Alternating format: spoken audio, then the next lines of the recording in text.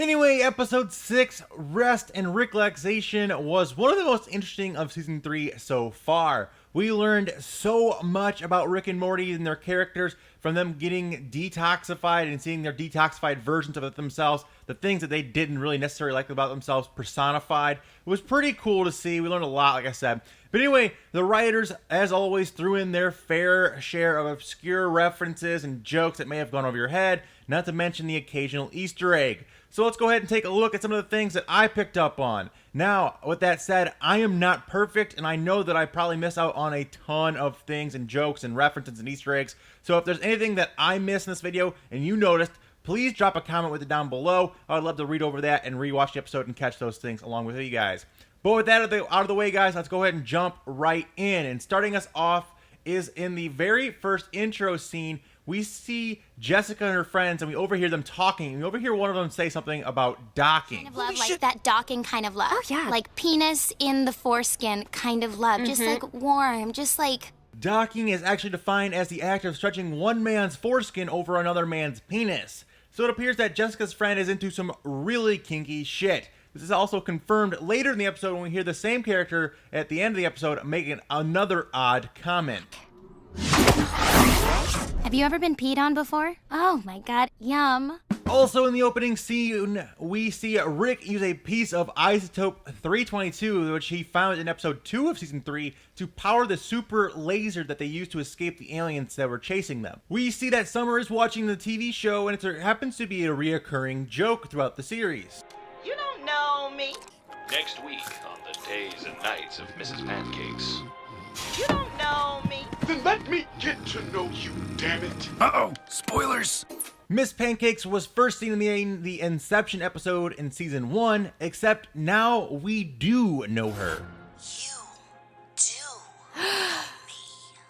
Rick's penis gun, or as he calls it, the Groin System 6000, was actually inspired by the movie Dusk Till Dawn, which features a similar concept. One thing that I noticed was that after Rick's was detoxed, he actually started to wear his seatbelt. Now, as far as I can tell, this is only the second time we've ever seen him do that, and the other one being after he was returning from the therapist, and he was also sober at the time. So this could be a thing that Rick does when he's sober, which doesn't happen very often. I also noticed that after Rick was detoxed, his color palette changed a bit. His skin tone seemed to be a bit brighter, and it switched back to a dingier look when he merged with his toxic self again. The same can be said of Morty. We also learn Rick's age in this episode.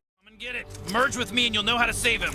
Come on, man. I've been trapped in your pussy brain for 70 years of delusions, but this is the... So Rick is apparently 70 years old, but he looks pretty damn good for that age considering how much drinking he does. Also, that song that comes on the radio in Rick's car is the same song that plays during the credits. It's called Terry Folds, and it's by Justin Roiland, and it's actually available on iTunes right now, and it's fucking hilarious.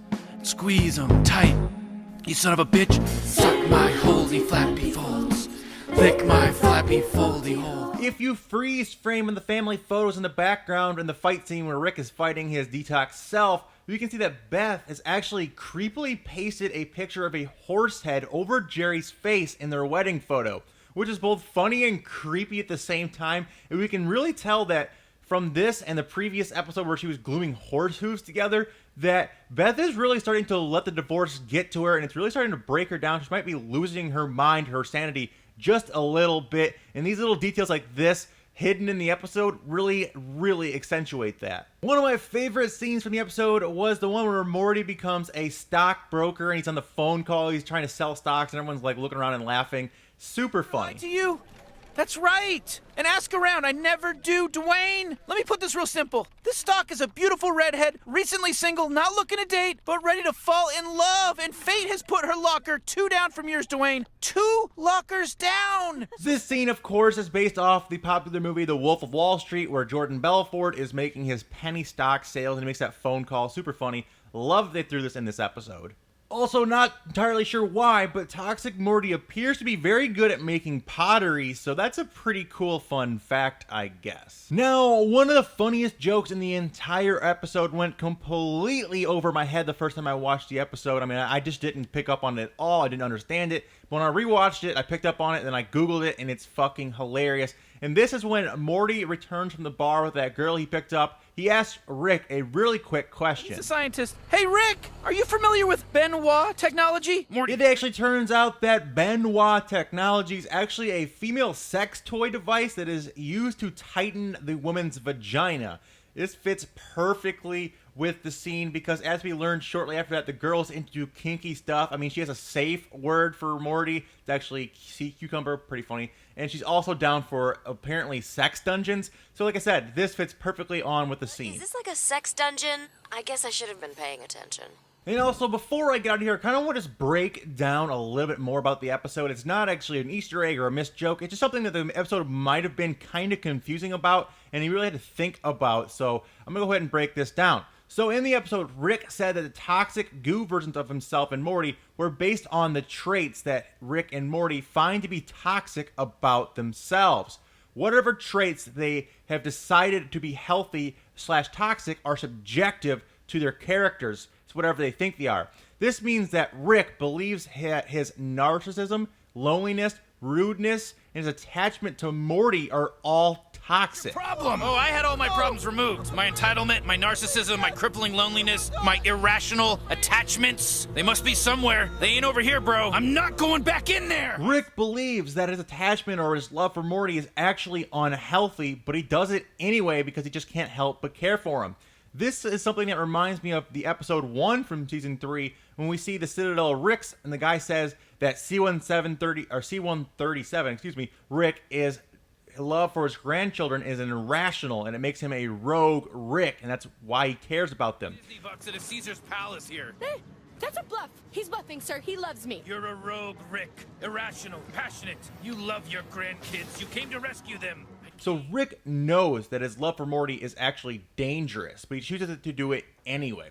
Rick believes that being polite is healthy, but Rick also believes that caring for his toxic self is healthy too. Morty doesn't care about his toxic self, which means that he knows that he has issues and is willing to come to terms with them and leave them be. Rick is clinging to his toxic self because he is compassionate towards it. Rick values compassion to be a very healthy thing for him. One of the most important things that also you can pull from the episode is that Rick and Morty value each other's temperaments. Rick's quote-unquote healthy version of himself is like Morty, and Morty's quote-unquote healthy version of himself is like Rick. They're kind of like yin and yang, and it's kind of this weird, kind of fun take on them.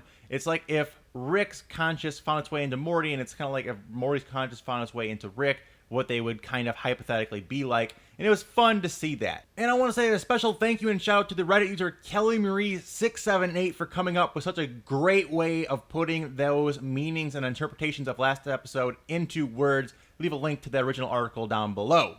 Now, those are just things that I picked up on. Like I said, I'm sure there are a ton more things that I personally missed on. And like I said, drop a comment down below if you guys picked up on something that I may have missed or something I overlooked, or something you picked up on.